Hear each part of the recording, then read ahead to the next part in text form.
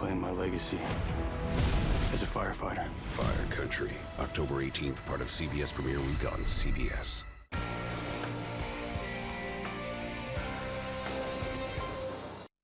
Giddy up, we've got back-to-back fairs. I'll tell you if you'll need an umbrella or sunglasses for this week's Marquette County Fair and next week's UP State Fair. Live from downtown Marquette, it's your 19 News. Good evening, everyone. I'm Kevin Hodge. Tonight on your WZMQ 19 News, we have all the latest election coverage throughout the Upper Peninsula. We'll tell you the latest numbers. Plus, Republican Jack Bergman easily wins his primary, while Democrat Callie Barr faces a tougher challenge against Bob Lorenzer in the race for the first congressional seat. And Vice President Kamala Harris reveals her running mate Tim Walz at her Pennsylvania rally today. We'll have reactions. Your 19 News at 11 starts now. Live from the UP, News at 11.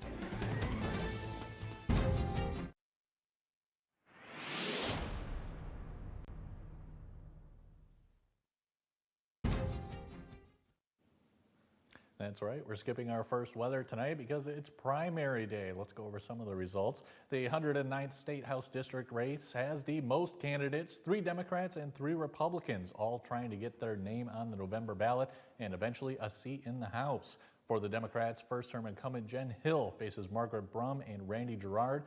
And taking a look at the results, Margaret Brum coming in last so far, 4% of the vote, 168 votes total. And coming up in second, Randy Girard leading 16%, and Jen Hill with a very large lead at 80%, or about 3,500 votes for her. And on the Republican ticket is Melody Wagner, Carl Bonack, and Bert Mason. And Carl Bonack with a comfortable lead at 71%, 2,800 votes. Bert Mason coming up in second with 20%, or 792 votes. And Melody Wagner coming up in last place right now with 9% of the votes, or just about 350 total. And in the 107th State House District race, first-term incumbent Republican Neil Frisky is challenged by Parker Fairbairn. Not the first time the two have faced off in a primary.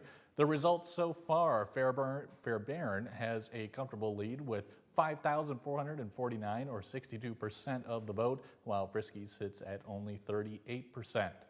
The Democrat Jody Decker has no challengers. She also campaigned for the seat in 2022. She automatically makes it to the November ballot. And in the 108th District, first-term incumbent Republican Dave Preston had no challengers. He and Democrat Christiana Reynolds advanced to November. And similarly, in the 110th State House District race, Republican incumbent Greg Markinen and Democrat Kim Corcoran will be on the November ballot. And in Michigan's first congressional district race, 4 names appeared on the primary ballot: Republican incumbent Jack Bergman and challenger Josh Saul, and Democrats Bob Lorenzer and Callie Barr. The results so far: Bergman was easily projected to be the winner at about 9:30 p.m. tonight. Right now, really, he's looking at about 80% of the vote, 79% to be specific, at almost a little over 34,000 votes, and Josh Saul coming in second with 21% of the vote, or just over 9,000. And moving on to the Democrat race, it's a little closer, but Callie Barr has extended her lead. He's at 59% of the vote, or just over 14,500, while Bob Lorenzer has fell behind, sitting at 41%. And for Michigan's U.S. Senate seats, Democrats Hill Harper and Alyssa Slotkin. Alyssa Slotkin also was declared the winner by AP at about 9:30 p.m. tonight. Right now, she's sitting at about 79% of the vote, while Harper is at 21%. And Republicans Justin Amash, Sherry O'Donnell, Sandy Penciller, and Mike Rogers. The results: it looks like Mike Rogers, he has obviously been absolutely in the lead for most of the counting tonight. He's at 64%, while his opponents fell far behind. And the race for the Michigan U.S. Senate seat has been declared, as we mentioned, with 8 UP counties reporting votes for the race. The Democrats and Republicans have their candidates for November. Our Michigan Capitol correspondent Sophia Murphy is in Detroit tonight, where the 2 candidates are hosting election parties to watch the votes come in. Hey, Sophia. Hey Kevin, I've been hanging out at the Hotel St. Regis tonight and keeping an eye on our U.S. Senate race. Our current Senator, Debbie Stabenow, announced her retirement earlier this year. Tonight will tell us which candidate will face off in November to fill her seat. For the primary, we've got two Democrat candidates, Alyssa Slotkin and Hill Harper. Slotkin has already been declared the projected winner with just over 75% of the vote. She's a pretty moderate Democrat, which has made her a popular choice. She currently holds a seat in Congress and has a national security background with the CIA. She spoke to supporters earlier tonight at her election party. I understand what it's like to be cynical about politics and not expect a lot from your elected officials. I understand that the bar is low for many elected officials. My plan is to leap over that very, very low bar. So. Things on the Republican side are a bit more complicated as the party in Michigan has gotten pretty fragmented. But we've also got two front runners for this nomination, Justin Amash and Mike Rogers. Rogers has also been declared the projected winner for the Republican seat. He's a former House representative with an FBI background. Rogers is also a fairly moderate candidate. The latest numbers give him just over 65% of the vote. At his election party tonight, Rogers thanked his supporters and voters for turning out. There were over 1 million ballots to count tonight. It's already looking like Slotkin and Rogers have solidified their place for their party and will be on our ballots this November. In Detroit, Sophia Murphy, WZMQ 19 News. Back to you, Kevin. All right, thanks, Sophia. And Marquette Republicans were watching as the votes were tallied tonight. We send it over to our John Truitt, who's at their meeting location and has been talking with their leaders. And John, can you hear me? What? He's not ready, I guess. Stand by. Oh, my God. John, can you hear me? Yeah. Hi, Kevin. We're here at the Marquette County Republican headquarters out in Harvey. And joining me now is Keith Lacoste, who is a member of the party and the chair of the party. I'm so sorry. Anyway, we're here and we're just trying to figure out if there are any surprises, anything different, anything that jumped out at you that wasn't predicted. Well, I thought turnout was really good for our side. Typically, in the UP, especially Marquette, the city Marquette, Republican turnout usually is pretty low. I think there's a new excitement this year. We had three great candidates running for the 109th: Melody Wagner, Bert Mason, and Carl Bonak. Carl has some name recognition, and obviously. Due to a lot of that and the hard work that his campaign and actually all three of them did really well in their campaigns and worked really hard. But Carl, not really a surprise that he's pulled ahead. Right. And were there any other surprises? Were there anything? It seemed to me that most of the numbers coming in are fairly predictable. Yeah, not too many surprises. You know, Jack Bergman. The incumbent, our U.S. congressman, he's pretty much, I think they've called it already. So he's done, that was no surprise there. Okay. Keith, thank you so very much for talking. All right, thank you. All right, Kevin, that'll do it from the Marquette County Republican Party headquarters. And now back to you in the studio. All right, thanks very much, John. And in Delta County, a number of important races for the November ballot were decided tonight. And our Escanaba Bureau reporter Lily Simmons is live with the details. Hey, Lily. Hey, Kevin, I am outside the Delta County Courthouse right now where the results of those races were determined. Let's take a look at those numbers. In District 1, it was a pretty close race between sitting Republican Commissioner John Malner and opponent Sandra Skiba, with Malner taking 56% and Skiba taking 44%. In District 2, former Commissioner Patrick Johnson defeated sitting Commissioner Stephen View, taking 56% of the vote. District 3 No Party Commissioner Myra Crosdell will face the winner of tonight's Republican primary in November, former Escanaba Planning Commissioner Christine Williams. Williams took 62% of the vote over Bob Barron, who Crosdell unseated in May's recall election. In District 4, sitting Commissioner Kelly Vangenhoven won in a landslide against fellow Democrat Jason Sacco. She'll go on to face Republican David Moyle, who she unseated in May in November. Finally, in District 5, sitting Republican Commissioner Matt Jensen faced Robert Peterson, the commissioner he unseated in the recall. Jensen won with 65% of that vote. And another important race here in Delta County was that for county clerk. Sitting clerk Nancy Prezrocki, who's been in the position for about 23 years, defeated political newcomer Elizabeth Moberg by about 52%. Kevin. All right, thanks very much for that, Lily. And Kamala Harris chose Pennsylvania as the place to kickstart her campaign efforts with a full ticket. How did the citizens take the debut of Minnesota Governor Tim Walz after weeks of speculation of their own governor could end up on the national stage? Our Pennsylvania Capitol correspondent Kara Jeffers reports. The nomination is official. The running mate set. Vice President Kamala Harris walked onto the arena floor in Philly tonight with a presidential campaign fully launched. Ultimately, in this election, we each face a question. What kind of country do we want to live in? She announced Minnesota Governor Tim Walz as her running mate this morning, ending 2 weeks of speculation. Pennsylvania's Governor Josh Shapiro was favored to get the nomination until last night. Some at today's rally said picking Walz showed them more about Harris. That shows integrity on her. She doesn't give in to pressure. She picks who she wants to pick. She didn't, I'm sure she had a lot of pressure to pick Shapiro, being from Pennsylvania, but she chose Tim, and I think that's a great choice. A Shapiro fan from Crawford County drove down for tonight's rally in anticipation it might be Shapiro. She said he would have been great. He just is a nonstop go-getter. He knows how to win a race. I really believe the Republicans never wanted Josh to be the VP because they knew what that energy was going to be. They knew what he brought to the table.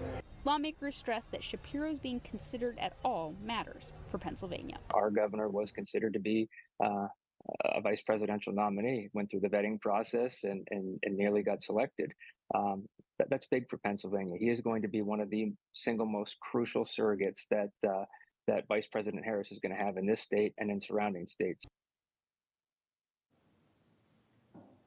All right, and still to come on your 19 News, the Justice Department has arrested and charged a Pakistani man for allegedly planning to murder elected officials, including former President Trump. And a new report shows there's still work to be done when it comes to mental health in the younger generation. We'll be right back. Sophia Murphy reports at 6 and 11 on WZMQ 19 News. PTSD isn't something that is just going to go away on its own. Treatment works. It helps. There's no shame in treatment. Just do it. Your world will be so different afterwards. It's a warrior sickness. It's not a coward sickness. Never too late. I guarantee you it'll help you. It will change your life. It turned my life around. You can find peace. I never thought I could feel this good. Walk through those doors, take the step. Go get help. It's the best and bravest thing you could ever do. Treatment works. 19 News is brought to you by Kirkish Furniture. 25 years of fun and you're invited. It's the silver anniversary of the Downtown Marquette Farmers Market. Come celebrate with us every Saturday morning at the Marquette Commons. From 9 to 1, you'll find a wide variety of local foods, produce, art, and so much more. Plus, the Wednesday night Farmers Market on the 100 block of West Washington Street is back from 5 to 8. For more information, visit mqtfarmersmarket.com. The Farmers Market is presented by the Marquette DDA and sponsored by Flagstar Bank and WZMQ 19. Instant games from the Michigan Lottery. With dozens of games to choose from and millions of dollars in prizes. It's instant fun for everyone. Introducing $300 million Extraordinaire with top prizes of $6 million. Pictionary here on WZMQ TV 19. John's Auto is quickly becoming everybody's favorite place to get their car fixed. John's Auto is quickly becoming everybody's favorite place to fix their car. Was that right? For a better service experience, come to John's Auto Market. Why do I keep forgetting that word? Experience. Okay, go. 3, 2. For a better service experience, come to John's Auto Market. And don't forget, Now, award-winning WZMQ 19 First Warning Weather with Air Stasic. Well, I voted for clear skies tonight. We've got that on the docket, but we also have some chilly temperatures, especially along that Wisconsin border, Iron Mountain, Iron River, with lows around 45 degrees. That's 4-5, 4-6. We'll see around 55 degrees here in Marquette. Everyone else kind of in between there. There's a live look at the Lift Bridge, courtesy of Michigan Tech University's CAMS, and those current temperatures in that 50 range, the upper 50s. And then we've got calm winds. We'll stick with those calm winds for at least tomorrow. So if you're looking at Gulf forecast, tomorrow's a great day to do it. However, Thursday, that's when we're expecting some rain showers, possible thunderstorms. Friday, that's a toss-up there. We've got a chance of some showers, but mostly sunny skies. As far as how it's going to feel throughout the day, around 8 a.m., it's going to be a little bit brisk, 60 degrees. Then we'll warm up to around 72. Our high here in Marquette expected to be near that, around 73, 74 midday. And then we'll drop back down into those upper 60s by 8 p.m. Expect the clouds to increase here in Marquette and for the western portion throughout the afternoon, staying a little bit sunnier further to the east. And then those temperatures sitting pretty in the 70s, a little bit warmer down in Iron Mountain with a high of around 78. So if you're seeking that warmth, head that direction. Taking a look, some clouds moving in on our Wednesday afternoon into the evening, so mostly cloudy for the majority of us Wednesday night. And then here's where that precipitation party starts rolling on in. We could have some wet commutes along that northwest coast on Thursday. Possible thunderstorm there up in the Upper Peninsula around midday. And then look at this, we've got a band possible down here in Menominee into Delta counties, possibly heading over to Manistee, and then eventually that's going to phase on out. We could have another chance of thunderstorms later on over near St. Ignace, but then we're expecting some showers on Friday. So if you've got plans midday, check it out here. There are going to be those sprinkles kind of widespread from nose to tail of the UP. And then again, chances of thunderstorms. Look at that though along that northeast coast. We also have the Marquette County Fair. This starts on Thursday. I mentioned those showers. We already checked it out there on the map. We've got a 60% chance of that happening, but fairly warm, 72. In the evening, we'll be mostly in the 50s, mid-50s.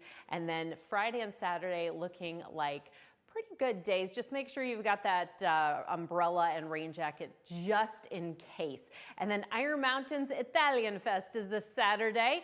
We've got, of course, chances of showers as well, but overall, those temperatures should be pretty nice for tossing pasta around. Your 7-day outlook for Marquette will stick with the 70s into next week. All right, thanks, Aaron. The Justice Department has charged a Pakistani man in a murder for hire plot against U.S. government officials and politicians, including former President Trump. Sources tell CBS News that intelligence about the alleged plot prompted the Secret Service to ramp up security assets for the former president. CBS's Nicole Skanga has the details. The complaint accuses Pakistani man Asif Merchant, allegedly tied to Iran, of orchestrating a plan to assassinate government officials on U.S. soil. One of those officials, former President Donald Trump. Law enforcement officials received a tip and then reportedly used a range of tools and tactics to catch him engaging in criminal behavior. The complaint alleges Merchant traveled to New York in April, contacting a potential business partner to assist him with rounding up hitmen.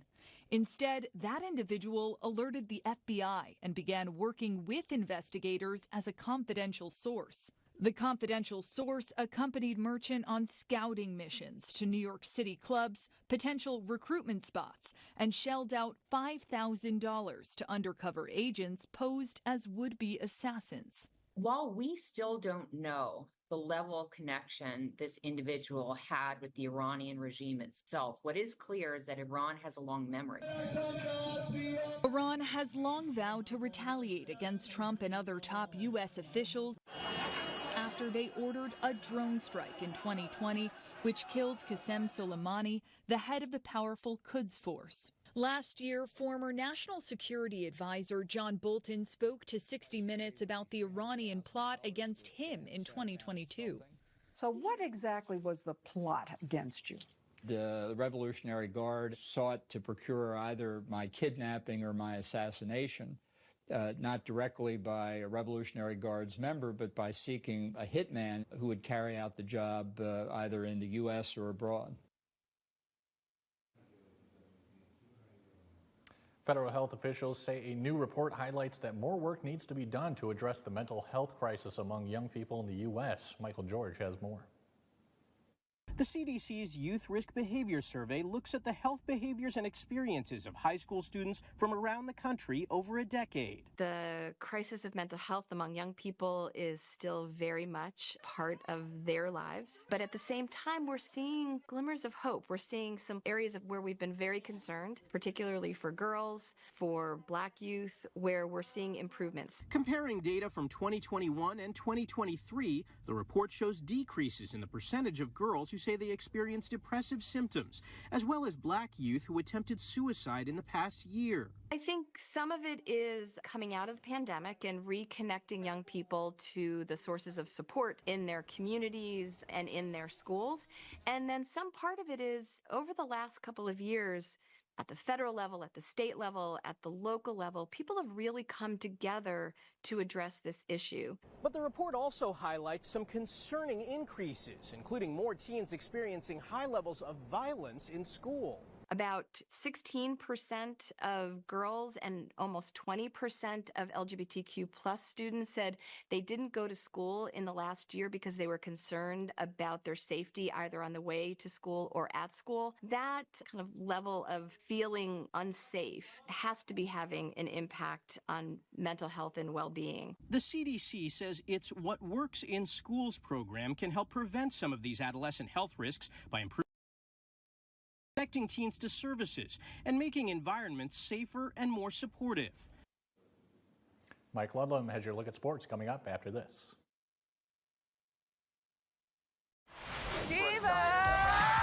The Late Show with Stephen Colbert, nominated for 5 Emmys, including Outstanding Talk Series.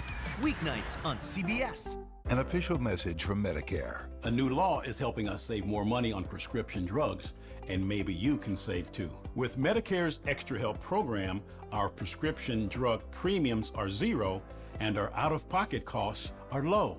I enrolled and I'm saving money. If you're single and make less than $23,000 a year, or are a married couple making less than $31,000, you may qualify and save, even if you don't think you qualify. It pays to find out. Go to ssa.gov/extrahelp. Everyone loves the fair, from the greatest generation to the latest generation, and everyone in between. From livestock to live music to live performances, art, and fantastic food. The fair has something for everyone. The 2024 Marquette County Fair, August 8th, 9th, and 10th at the Marquette County Fairgrounds. It's fun for all ages. It's Diamond Days only at Richardson Jewelers, downtown Marquette. It's the perfect time to get her that diamond she's always dreamed of. Loose diamonds are 20 to 50% off. Engagement rings and wedding bands are up to 30% off. We have updated our showroom to give you the ultimate diamond and jewelry buying experience. Come see how diamond buying should be at the UP's engagement capital, exclusively at Richardson Jewelers in downtown Marquette. Richardson Jewelers. Attention anglers, know what day is best to cast a line by tuning into the fishing forecast on WZMQ 19 News. Brought to you by Blades Bait and Tackle. A great day of fishing starts here. Amy Doyle reports at 6 and 11 on WZMQ 19 News. You're watching WZMQ 19 News, live and local, with Kevin Hodge. And good evening, everyone. I'm Mike Ludlam with sports. Marquette Senior High School's new athletic director has hit the ground at a fast pace. Jackson Ingalls already has found a place to live, and he's meeting plenty of people before the school year begins. Ingalls made an appearance at the Marquette Big Cup Athletic Golf Outing on Sunday. He graduated from St. Ignace High School in 2021 and 2024 from Grand Valley State University with majors in political science and business along with studies in sports management. He has experience as an athlete through basketball and track. He's been an official, including a referee at GLIAC basketball games for several seasons. Coming to the Sentinels makes perfect sense for Jonathan Ingalls. It's always been pretty special to me. You know, my dad played basketball here in college at Northern, and now my brother's going to play here. And so Marquette's always been on the radar for me. When I was in high school, I worked with my dad and with the superintendent on budgeting for St. Ignace. Now, obviously, St. Ignace runs on a $6 million budget, and Marquette's about a $45 million budget. Here in the athletic program, there's a lot more sports, and there's a lot more student athletes, and so hopefully we're able to do a lot of things the right way and the correct way. We can really try and do what's right for the student athletes to try to improve their experience. Both of Jackson Ingalls' parents, Doug and Doreen Ingalls, are in the UP Sports Hall of Fame, along with Jackson's grandfather, Jack Ingalls. The U.S. National Guts Frisbee Tournament concluded Sunday at Marquette's Tourist Park with Slipped Disc in the gray shirts facing Wolfpack in the black and red. Slipped Disc with an outstanding dive here to prevent a point for the other team. And there were a number of fans that hoping there would be a lot more of that, including some of the four-legged friends. Slip Disc reached the final through the losers bracket. Wolfpack kept its opponent at bay in the first game. On game point, a nice low fling will get the point. Wolfpack 21-17, up 1-0 in the best-of-3 final.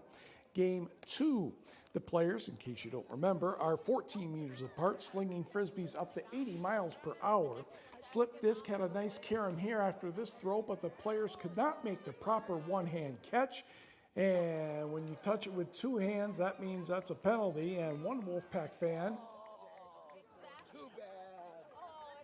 yeah, he was pretty pleased by that result. Apparently his name was Smitty. Wolfpack clinched the title with this throw by Tanner that slipped through the slipped disc defense. And 2-0 for your champions, Wolfpack. Both teams had mostly players from Marquette.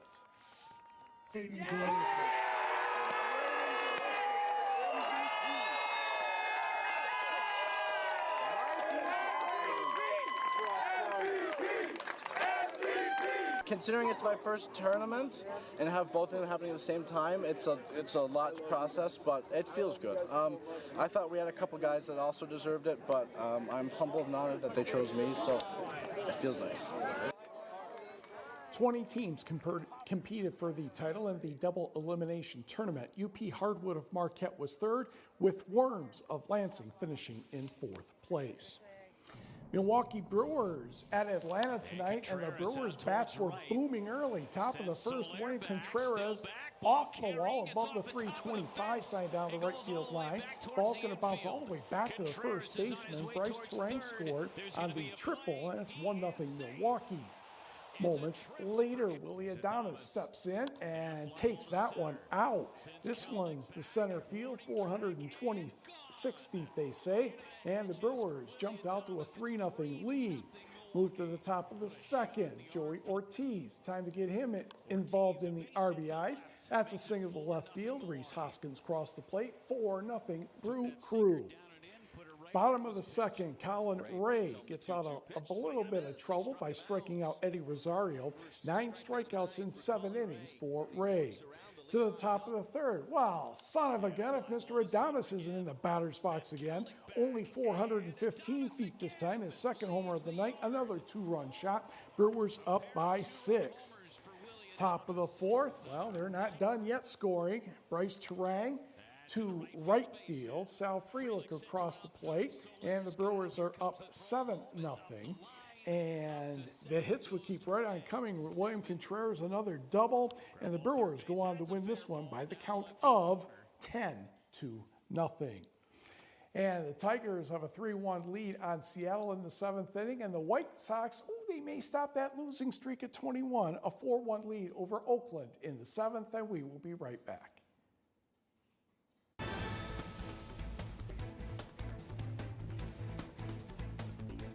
Sleep better with a new mattress from Kirkish Furniture. We proudly feature made in the Midwest Restonic mattresses. Try one out today and compare other major brands. Let our sleep specialists help you find the bed of your dreams at Kirkish Furniture. Experience the soulful tunes of Marquette's local musicians this summer with Music on 3rd, a series of sidewalk concerts held every third Thursday from June through September from 6 p.m. to 8 p.m. 3rd Street in Marquette's downtown district comes alive with the eclectic sounds of talented artists, providing the perfect backdrop for an evening of exploration and entertainment. Join the community in celebrating the vibrant culture of Marquette. Music on 3rd is sponsored by Flagstar Bank and WZMQ 19. Are you ready? It's coming. I say, are you ready? The UP State Fair. Are you ready? Beginning August 12th. I say, are you ready? Be ready for the fun and excitement of the 2024 UP State Fair. Opening night, this year's Queen is crowned. Wednesday night, August 14th, it's Tracy Bird in concert. Friday, August 16th is Women's Day and Men's Night. Tickets available at upstatefair.org. WZMQ TV 19, proud to be a reserved champion sponsor of the fair. Be ready for the fair, beginning August 12th in Escanaba.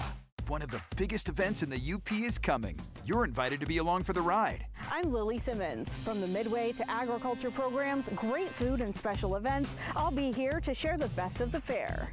19 News brings you all the excitement of the UP State Fair. TV 19 is proud to again support this community event as a reserved champion sponsor and to bring you all the excitement of the UP State Fair. Brought to you by L&M Fleet Supply, Escanaba and Marquette.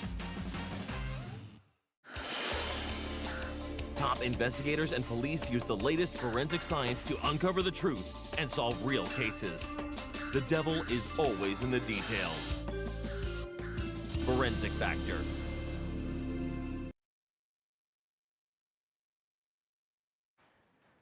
Well, friends, we are currently in the 50s. Newberry holding tight onto that 60-degree mark. Marquette around 52 at the moment. Remember, it's going to be quite chilly in that interior western portion. And then Blades Bait and Tackle fishing forecast tomorrow. We're going to start with lots of sunshine for the morning. So if you're not into those conditions, maybe hold off until the afternoon. Yes, we'll see temperatures close to around 70, 72, but those clouds are going to increase. Winds are going to be nice and calm, so the waves should not be super choppy. Might be a good time to water ski.